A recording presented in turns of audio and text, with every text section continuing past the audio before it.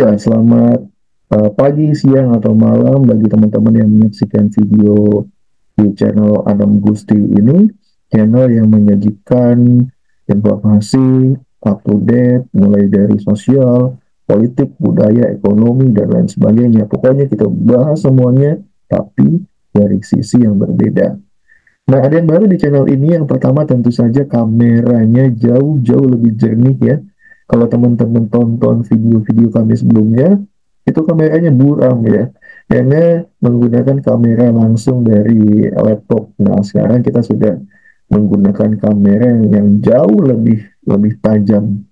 Nah, yang kedua, backgroundnya ini saya ambil background dari Coach Justin ya. Mohon maaf Coach Justin, saya pinjam dulu backgroundnya, background yang biasa digunakan Coach Justin juga dalam tayangan YouTube-nya. Baik, pada video kali ini, teman-teman sekalian semua, kita akan membahas satu materi yang sangat up to date, sangat bagus buat wawasan teman-teman semua, yaitu data tunggal sosial ekonomi nasional. Seperti apa itu? Kita sama-sama saksikan tayangan saya berikut ini.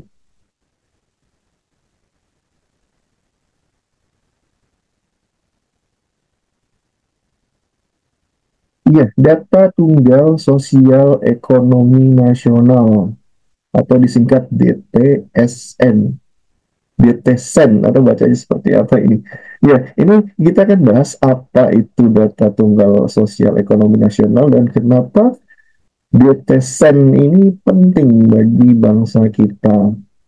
Ya, nah latar belakangnya teman-teman kita akan kupas tuntas bedah datanya dulu. Jadi pada September tahun 2024 ya, data dari BPS ini mencatat bahwa total penduduk yang miskin relatif itu sebanyak 24,06 juta jiwa atau dalam persentase ini sebanyak 8,57% dari total penduduk kita. Nah, kemudian ada juga kemiskinan ekstrim. Kemiskinan ekstrim ini merupakan penduduk yang pengeluarannya ya dalam satu bulan itu setara dengan 391.174. Jadi kemiskinan ekstrim ini adalah kemiskinan yang nanti akan kita bahas lebih rinci dalam video khusus ya, supaya teman-teman tahu apa bedanya kemiskinan relatif dengan kemiskinan ekstrim. Nah, jumlah kemiskinan ekstrim atau penduduk yang berada pada zona kemiskinan ekstrim ini sebanyak 3,17 juta jiwa atau sebesar 1,13% dari total jumlah penduduk. Nah, ada suatu target yang ditetapkan oleh Presiden Prabowo dalam 2 tahun, cukup ambisius. Jadi, pada tahun 2026, target kemiskinan relatif Indonesia dari 8,57% ini targetnya turun menjadi 5%. Sedangkan yang lebih ambisius lagi adalah kemiskinan ekstrim yang jumlahnya 1,13% ini targetnya di tahun 2026 ini habis, hilang. Tidak ada lagi orang miskin ekstrim di Indonesia. Apakah itu cukup ambisius? Tentu saja, sangat-sangat ambisius di tengah APBN yang saat ini kondisinya sedang tipis, kemudian di tengah perlambatan ekonomi, ya pokoknya indikator-indikator makro kita sedang tidak baik-baik saja. Nah, bagaimana pemerintah strateginya untuk bisa mencapai target yang ditetapkan oleh Presiden ini? Tentu saja dengan skema subsidi sebagai bantalan ekonomi. Apa saja banyak, ada program keluarga harapan atau PKH, kemudian ada juga bantuan pangan non tunai, ada juga sembako, ada juga bantuan pangan, cadangan pemerintah, dan lain sebagainya.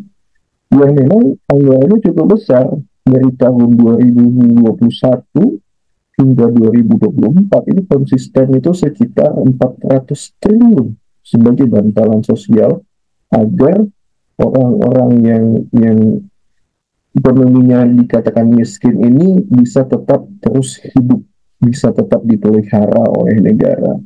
Nah, yang jadi masalah adalah teman-teman semua, apakah memang selama ini bantuan itu tepat sasaran? Ya, apakah bantuannya itu memang sudah tepat sasaran?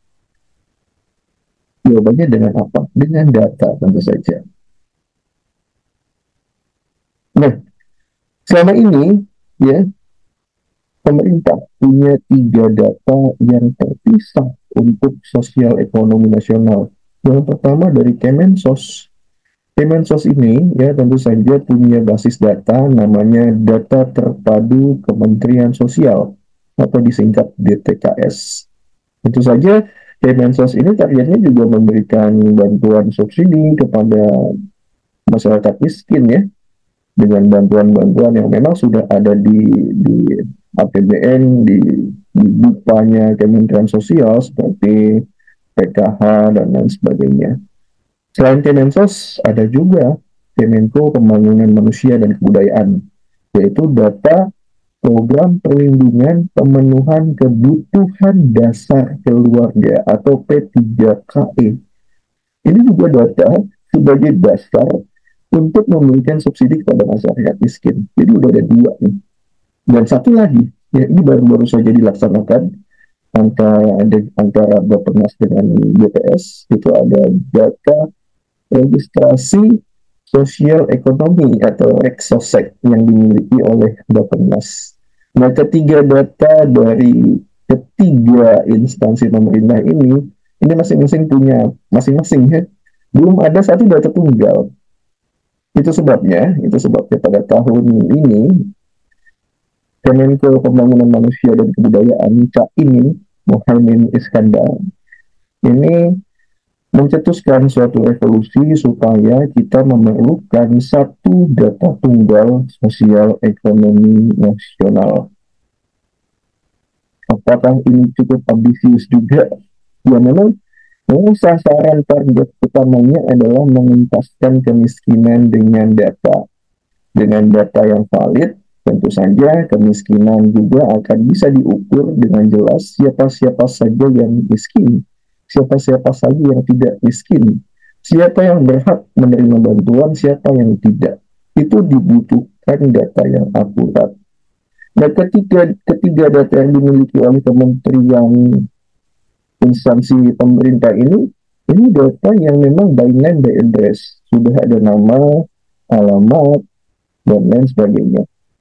Kemudian sebetulnya ada juga data yang diambil oleh Badan Pusat Statistik namanya data Susunas, survei sosial ekonomi nasional juga.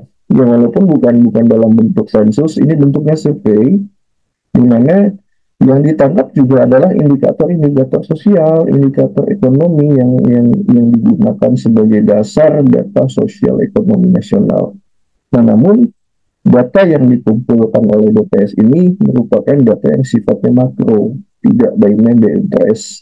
Sehingga memang perlu adanya data tunggal yang valid, yang akurat, agar data itu bisa dijadikan dasar dalam pengentasan kemiskinan itu. Data itu bisa dijadikan dasar untuk target menghilangkan kemiskinan ekstrim hingga 0%. Nah, tapi teman-teman, ada tantangan itu saja.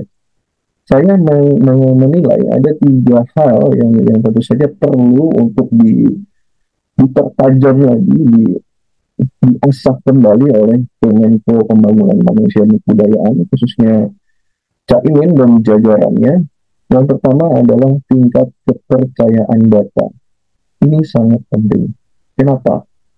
Masyarakat ini agak belum teredukasi atau belum memiliki literasi yang positif terhadap data. Ya, tentu saja ini disebabkan salah satunya mungkin ya, ini IQ nasional kita ini masih rata-rata 78.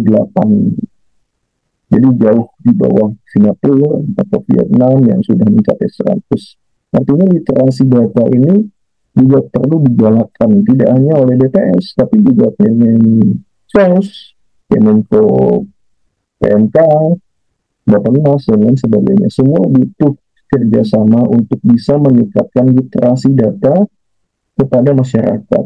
Sehingga jika masyarakat memiliki literasi yang baik tentang data, tentu saja tingkat kepercayaan terhadap data itu akan semakin tinggi.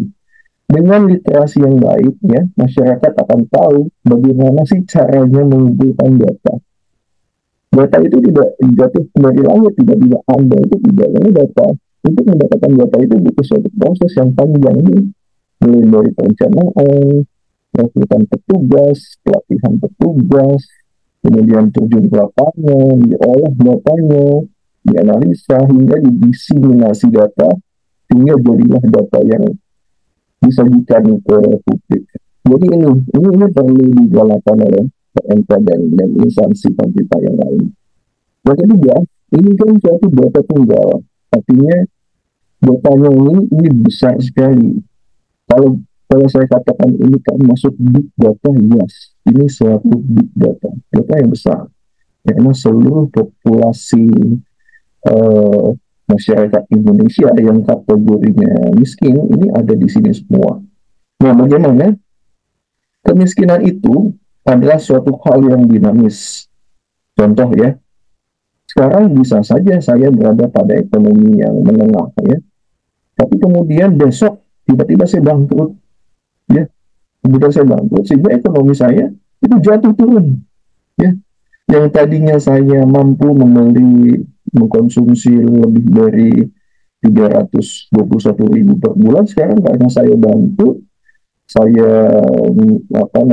saya tidak mampu untuk bisa mengeluarkan atau mengkonsumsi sebulan 300.000. Itu bisa saja terjadi. Begitupun sebaliknya, ada masyarakat atau ada suatu rumah tangga yang pada saat ini kondisinya miskin, tidak mampu, dan lain sebagainya. Kemudian tiba-tiba dapat uang kaget ya. Dapat uang kaget, dapat rezeki atau dapat warisan dari keluarganya yang tidak diduga-duga. Kemudian dia meningkat. Yang tadinya miskin menjadi tidak miskin. Artinya kondisi kemiskinan seseorang itu dinamis, tidak statis, sehingga perlu adanya updating data secara berkala. Nah, ini yang penting. Kenapa? Karena tidak hanya mengandalkan updating data, tidak hanya mengandalkan data di database komputer. Updating data itu perlu juga terjun ke lapangan untuk mengecek kebenarannya, apakah benar terjadi perubahan kondisi ekonomi suatu rumah tangga. Ini yang penting. Nah, yang ketiga, yang penting saran saya itu adalah masalah keamanan data. Beberapa kali database data bangsa kita itu dijebol oleh hacker-hacker yang tidak bertanggung jawab. Kenapa? Karena memang tingkat keamanan data kita ini masih dikatakan tidak cukup baik. Ya, tidak cukup baik. Sehingga, ya itu tadi, ketika ini ada satu data nasional, data yang bisa dikategorikan sebagai big data, ini perlu sistem keamanan yang kuat, sistem keamanan yang ketat sehingga tidak mudah ditembus oleh hacker-hacker yang tidak bertanggung jawab. Nah, soalnya untuk servernya kalau bisa itu tidak dalam satu tempat, itu bisa dipecah-pecah dalam dalam dalam server-server yang terpartisi. Mungkin ahli IT ini lebih paham ya. Yang jelas itu saran saya untuk persiapan satu data tunggal sosial ekonomi nasional. Saya sangat mendukung revolusi data ini.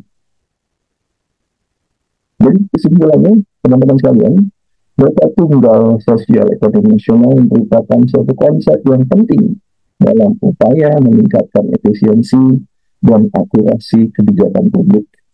Dengan mengintegrasikan berbagai sumber data dari 3 instansi tadi, pemerintah dapat memastikan bahwa kebijakan yang diambil lebih tepat sasaran, mengurangi duplikasi data, serta meningkatkan transparansi dalam distribusi bantuan dan pelayanan sosial.